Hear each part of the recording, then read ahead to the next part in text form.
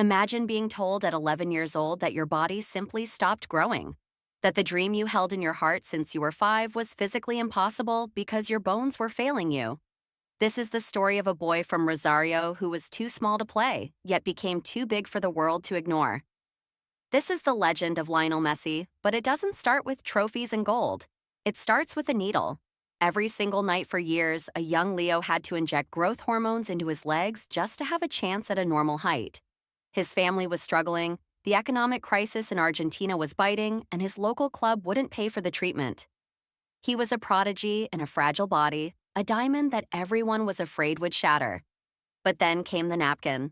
Not a formal contract, not a professional document, but a literal paper napkin signed in a restaurant by Carl's Rexach. Barcelona saw what no one else would gamble on. They saw a genius hiding inside a small frame. But moving to Spain wasn't a fairy tale. It was a lonely, quiet struggle. A shy boy who barely spoke, living thousands of miles from his mother and siblings, crying himself to sleep while his father worked tirelessly to keep the dream alive. In the locker rooms of La Masia, teammates thought he was mute. They didn't realize he was just waiting for the ball. Because when the ball touched his feet, the silence ended. He wasn't just good, he was an anomaly. He moved in ways that physics shouldn't allow, turning defenders into statues. By the time he made his debut, the world had no idea what was about to hit it. When Ronaldinho, the king of football at the time, points to a teenager and says, "This kid will be better than me," you listen. And he was right. The years that followed weren't just a career, they were a conquest. Under Pep Guardiola, Messi became the focal point of the greatest club team in history. He wasn't just scoring goals, he was reinventing the sport. He was a false nine, a playmaker, and a finisher all at once. Remember 2012? Most world-class strikers are happy with 30 goals a season. Messi scored 91 goals in a single calendar year. It was a level of production that felt like a video game glitch. He won Ballon d'Or after Ballon d'Or, stacking gold until there was no room left on the shelf. He was winning everything with Barcelona, but while he was a god in Spain, he was a ghost in Argentina. And that is where the story takes its darkest turn. For over a decade, the narrative was the same. He can do it for his club, but he can't do it for his country. The pressure of being the successor to Diego Maradona was a weight that would have crushed anyone else. In 2014, he stood inches away from the World Cup trophy in Brazil, only to watch Germany take it away in the final minutes. Then came the back-to-back Copa America finals, losses on penalties, heartbreak on a global scale. The criticism back home was brutal. They called him a Catalan, not an Argentine. They said he didn't feel the shirt. In 2016, the world watched a broken man announce his retirement from international football. He said, "The national team is over for me. I've done all I can. It hurts not to be a champion."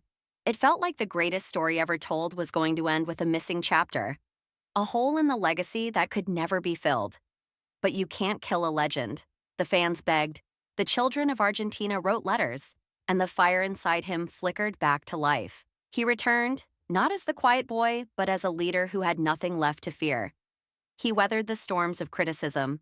He saw his lifelong rivals winning international trophies while he stayed empty-handed. Then came 2021, the Maracana Stadium, Brazil versus Argentina. The final whistle blew, and Messi fell to his knees. Not in defeat, but in pure, unfiltered relief. He had finally won for his country.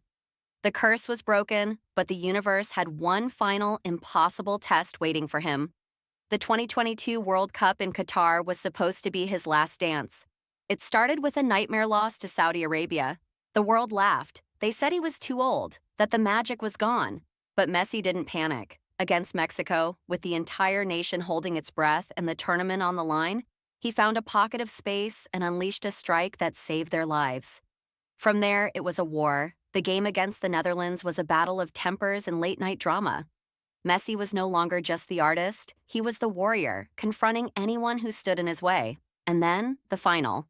Argentina versus France, Messi versus Mbappe. It was arguably the greatest football match ever played. A 3-3 thriller that felt like a movie script written by a madman. When the game went to penalties, the ghosts of the past were there. Every miss from years ago, every tear shed in New Jersey or Rio was hovering over that stadium. But this time was different. When the final penalty hit the back of the net, Lionel Messi didn't run. He just dropped. He looked at his family in the stands and said, "It's done. It's over." He had climbed the highest mountain, survived the steepest falls, and finally, at 35 years old, he held the one thing he had wanted since he was that tiny boy in Rosario. But the story isn't just about the trophy, it's about the journey from a kid who couldn't grow to a man who became a giant.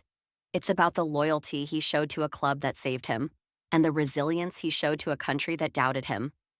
Think about the millions of kids wearing his shirt today in the streets of Buenos Aires, the slums of Mumbai, or the parks of New York. They aren't just wearing a name, they are wearing a reminder that talent is nothing without the will to suffer for it. Messi didn't just win a trophy, he ended the debate. He proved that no matter how small you start or how many times you fail, if you keep the ball at your feet and the dream in your heart, you can become immortal. He gave us 20 years of magic, of moments that made us jump out of our seats, and of goals that seemed to defy the laws of nature. He stayed at the top longer than anyone thought possible, reinventing himself from a lightning-fast winger to a master orchestrator. Even when his pace slowed, his mind was still miles ahead of everyone else on the pitch. He saw passes before the passing lanes even existed. He manipulated defenders with a simple drop of the shoulder. He turned the world's most popular sport into his own personal playground. And when he eventually walked away from the European stage to find peace in Miami, he did so as the most decorated player to ever touch the grass. The boy who needed medicine to grow ended up standing taller than anyone else in history. It was never just about the goals. It was about the way he made us feel, the way he made the impossible look routine, the way he carried the hopes of a nation on his shoulders for 2 decades without ever breaking. From the first touch in Rosario to the final lift in Qatar, the story of Lionel Messi is the ultimate testament to the human spirit. It's a story of a boy who refused to let his limitations define him. A story of a man who faced his failures and came back stronger. A story that reminds us that sometimes the smallest person in the room is the one who will change the world forever. So, when you think of football, you don't just think of a game. You think of the number 10. You think of the magic. You think of the legend who completed the game of football itself. It's done. It's over. And it was beautiful.